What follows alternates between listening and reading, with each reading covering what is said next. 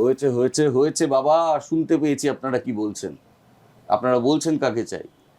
আসলে যে মানুষটাকে নিয়ে আজকের আমাদের পর্বটা, সেই মানুষটার সঙ্গে রূপকথার যোগাযোগ আছে। আবার তাকে আমি ডাকি লক্ষ্মী বলে। তার একটা বিশেষ কারণ আছে।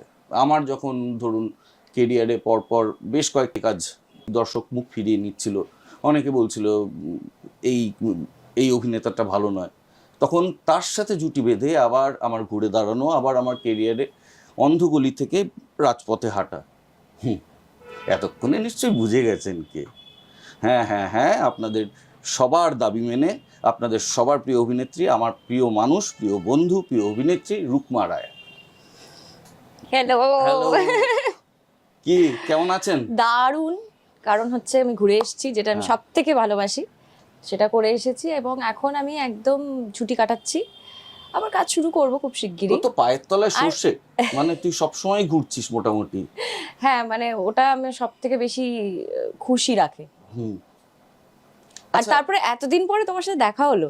হ্যাঁ হ্যাঁ, আমাদের দেখা হওয়াটা তো মানে সত্যি কবে যে হয় একদমই হয় না, যার যতটুকু যা ফোন এবং উল্টোপাল্টা মেসেজ।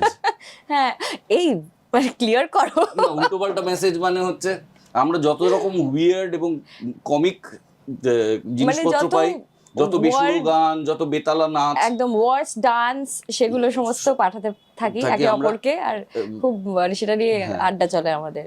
তো ছোটবেলাটা নিয়ে একটু বল। হ্যাঁ, প্রথমে বলি যে সহজ কথা এত সুন্দরভাবে বাড়ছে দেখে তো খুব খুশি হচ্ছি আমি। You have always been an inspiration. তুই আগে চ্যানেল তৈরি করেছিস, তোকে দেখে মনে হয়েছে চ্যানেল করা যায়, এবং এটা নিয়ে আমাদের কথাও হয়েছিল। আমি বলেছিলাম তুমি করে ফেলো, এটা একটা অন্য লেভেলে যাবে, আর সেটা হচ্ছেও। তার কারণ দেখা যাক। আমরা খুব খুশি, কালকে আমরা পার্টিও করেছি সেই আনন্দে। বাহ বাহ। তো বলো, তোমার ছোটবেলাটার কথা বলো। ছোটবেলাটা আমার মানে আমি না এখন যেরকম আমাকে দেখছো, ছোটবেলাটা আমি একেবারে অন্যরকম ছিলাম। একদম একটা থলের মতন একটা জায়গায় বসে থাকতিস, নড়তিস না, চড়তিস না, কিচ্ছু করতাম না। প্রথমত তো আমার কাছে আমার দাদু সব থেকে ফেভারিট মানুষ ছিল। মানে আমি most of the time school থেকে ফেরা মানেই দাদুর সাথে খেলতাম বিভিন্ন রকম, এবং এভরিডে আমার একটা কাজ ছিল হচ্ছে আমার একটা করে ছবি আঁকবো, সে যেমনই ছবি হোক, ছোটোবেলায় যেরকম বাচ্চারা আঁকে, এবং সেটা আর কি দাদু টাঙিয়ে রেখে দিত। ওটা একদিনের চলে গেল, নেক্সট দিন ওটা আবার চেঞ্জ হতো।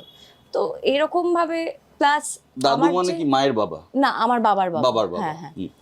কিন্তু আমি না ওই রেডিওতে তখন যাত্রা হতো বা কোনো গান হচ্ছে, তার সাথে ওই রেডিও নাটক, হ্যাঁ সেইগুলোতে আমি আমার মতো করে অভিনয় করতাম, ওটা শুনে শুনে।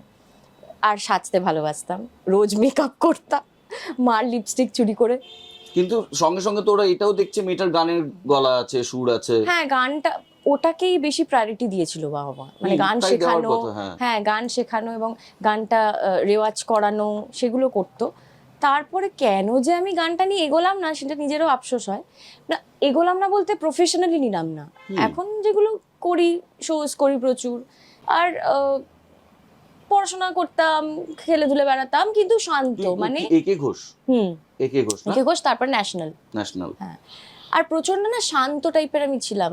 মানে আমাকে স্কুলে এরকম হতো যে, যেহেতু আমি আর দিদি একই স্কুলে পড়তাম, তো মা আমাকে পৌঁছে দিত, দিয়ে মা খুব ডিফিকাল্ট জব, দুটো বাচ্চা হলে যা হয়, মা আবার দিদিকে আনতে যেত, এনে দিদিকে যখন স্কুলে দিয়ে যেত তখন আমাকে আবার নিয়ে চলে যেত।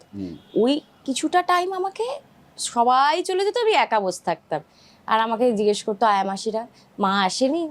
না আসেনি, আসেনি, আসেনি, রোজ এই এক কথা। যাই হোক, তাই ওয়েট করতাম আমি।